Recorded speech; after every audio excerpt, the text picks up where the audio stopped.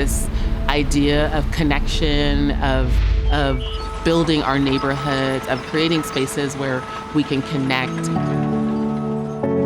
And the impetus and importance of finding ways to connect with each other that goes beyond kind of the virtual world is critical. And so it seems like just all of these things sort of aligned at the right time. And I look back historically to the beginning of Dallas's Renaissance after the Kennedy assassination. You know, it started with Mayor Eric Johnson's goal for Dallas. In December 1965, he called together a group of citizens seeking an answer to this question: shall we deal adequately with the future or be run over by it? Which was the first public acknowledge and iteration of the fact we have shortchanged our citizenry in the southern sector for too long. There was a highway system that was coming through, and guess where they put that highway? Right through the African-American, the community ultimately ended up being the African-American community, which basically ended up dividing the community, and the rest is history. Dallas is experiencing a rebirth, and it's not just for Black folks, it's for Hispanics and Anglos, it's for the entire community.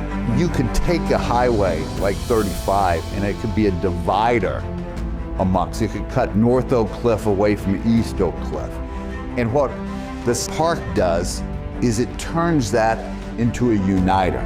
Patience is turning into a big payoff in the form of a new Southern Sector Deck Park. As they now watch the foundation beams go in, supporters say this new deck park will bring the community together. TxDOT completed the deck over I-35E in Dallas. There's something almost magical about being able to turn this idea, an idea that just didn't exist before, and now we have something really tangible. This park is a wonderful moment of healing for us, because it points to growth.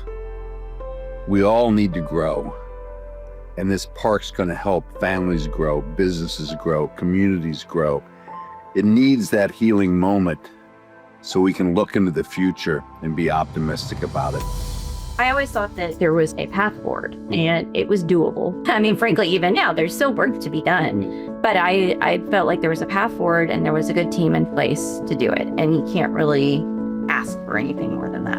April and I were talking the other day about how many people just came and said, you can't do this in Southern Dallas. This is impossible to do. But we decided for sure that we were going to get it done. I was coming in as the second employee, right? You know, April, she's great at, telling the story. I believed in the project. I believed that this could happen and the difference that it would make in our community.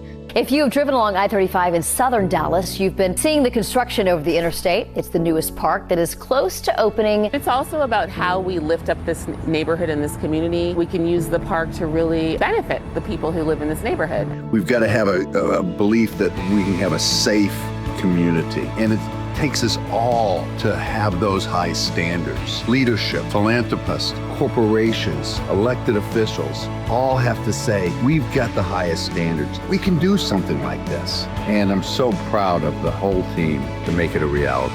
Congratulations. Now on to phase 2.